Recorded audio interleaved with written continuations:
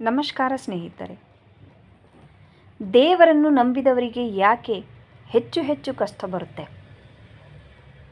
ಸ್ನೇಹಿತರೆ, ನಾವು ದೇವರನ್ನು ಎಷ್ಟೇ ಬೇಡಿಕೊಂಡರೂ ಪೂಜಿಸಿದರೂ ದೇವರು ನಮಗೆ ಒಲಿಯುವುದಿಲ್ಲ.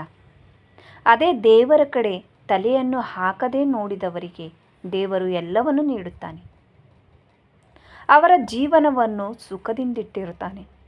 ದೇವರನ್ನು ನಂಬಿದವರಿಗೆ ಯಾವಾಗಲೂ ಕಷ್ಟ ಏಕೆ ಬರುತ್ತೆ? ಈ ಪ್ರಶ್ನೆ ಎಲ್ಲರ ಜೀವನದಲ್ಲೂ ಖಂಡಿತವಾಗಿಯೂ ಒಂದಲ್ಲ ಒಂದು ಸಲ ಬಂದೇ ಬರುತ್ತೆ. ಹಾಗಾದರೆ ಈ ಪ್ರಶ್ನೆಗೆ ಉತ್ತರವನ್ನು ಕೃಷ್ಣನು ಹೇಳಿದ ಒಂದು ಕಥೆಯ ಮೂಲಕ ತಿಳಿದುಕೊಳ್ಳೋಣ.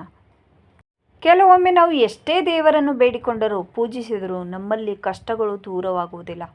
ಬದಲಾಗಿ ಮತ್ತಷ್ಟು ಕಷ್ಟಗಳು ಸೃಷ್ಟಿಯಾಗುತ್ತಲೇ ಇರುತ್ತದೆ.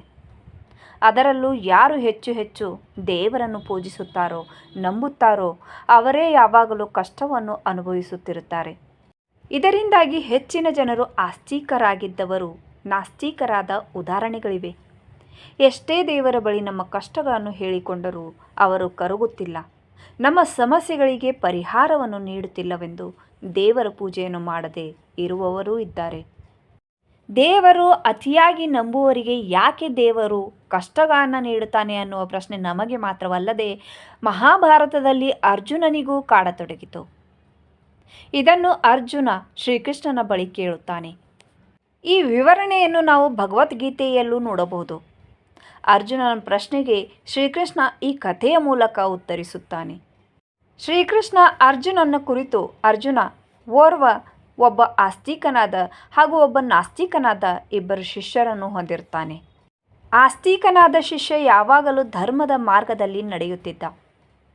ದೇವರ ಪೂಜೆ ಪುನಸ್ಕಾರ, ದೇವರ ಮಂತ್ರಪಠಣೆ, ದೇವರ ಧ್ಯಾನ, ದೇವಸ್ಥಾನಗಳಿಗೆ ಭೇಟಿ ನೀಡುವಂತಹ ಧಾರ್ಮಿಕ ಕಾರ್ಯಗಳಲ್ಲಿ ತನ್ನನ್ನು ತೊಡಗಿಸಿಕೊಂಡಿದ್ದ. ಆದರೆ ನಾಸ್ತಿಕನಾದ ಶಿಷ್ಯನು ದುಶ್ಚಟಗಳನ್ನು ಹೊಂದಿದ್ದ. ಅವನು ಎಂದಿಗೂ ದೇವರ ಮುಖವನ್ನು ನೋಡಿದವನಾಗಿರಲಿಲ್ಲ. ನಾಸ್ತಿಕನಾದ ಶಿಷ್ಯನಿಗೆ ಒಂದು ದಿನ ರಾತ್ರಿ ಕುಡಿದು ರಸ್ತೆಯಲ್ಲಿ ಹೋಗುವಾಗ ಚಿನ್ನದ ಮೂಟೆಯೊಂದು ಸಿಗುತ್ತದೆ.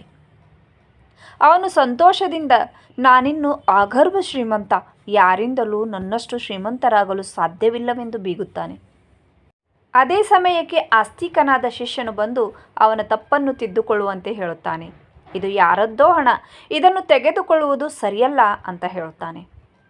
ಆಗ ನಾಸ್ತಿಕನಾದ ಶಿಷ್ಯ, ನೋಡು, ನೀನು ದೇವರು ಪೂಜೆ ಧ್ಯಾನವೆಂದು ಧರ್ಮ ಮಾರ್ಗದಲ್ಲಿ ನಡೆದು ಏನನ್ನು ಪಡೆದುಕೊಂಡಿದ್ದೀಯಾ? ಪೂಜೆ ಪುನಸ್ಕಾರಗಳಿಂದ ಏನು ಸಿಕ್ಕಿದೆ ಎಂದು ಕೇಳುತ್ತಾನೆ. ಅವನಿಗೆ ಅಪಮಾನ ಮಾಡುತ್ತಾನೆ, ಅವಮಾನಿಸುತ್ತಾನೆ.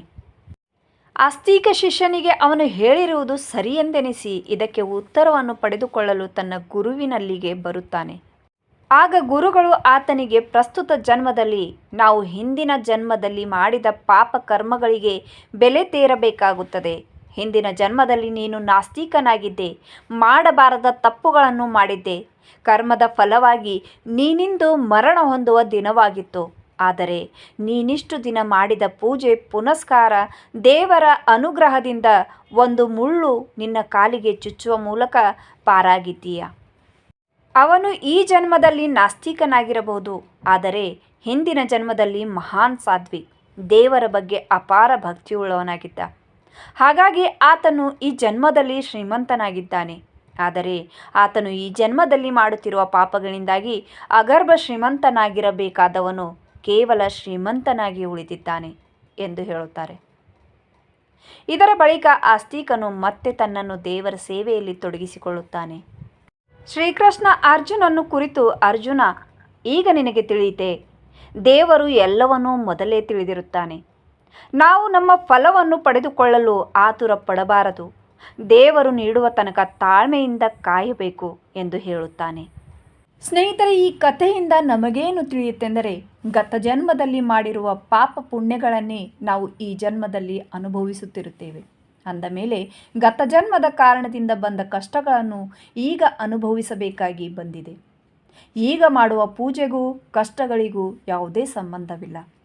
ಸ್ನೇಹಿತರೆ, ನಾವೀಗ ಮಾಡುವ ಪೂಜಾ ಫಲದಿಂದ ನಮ್ಮ ಕಷ್ಟಗಳು ನಿವಾರಣೆಯಾಗದಿದ್ದರೂ ಅದರ ತೀವ್ರತೆ ಮಾತ್ರ ಕಡಿಮೆ ಆಗುತ್ತದೆ. ನಮ್ಮಲ್ಲಿ ಸಹನಾ ಶಕ್ತಿ ಸಿಗುತ್ತದೆ. ಗತ ಜನ್ಮದ ರೋಗಕ್ಕೆ ಈ ಜನ್ಮದ ಔಷಧಿಯೇ ಪೂಜೆ. ಪ್ರಾರ್ಥನೆ ಪೂಜೆ ನಂಬಿದವರಿಗೆ ದೇವರಿದ್ದಾನೆ, ಪಾಲಿಸುತ್ತಾನೆ, ರಕ್ಷಿಸುತ್ತಾನೆ, ಸಹಕರಿಸುತ್ತಾನೆ.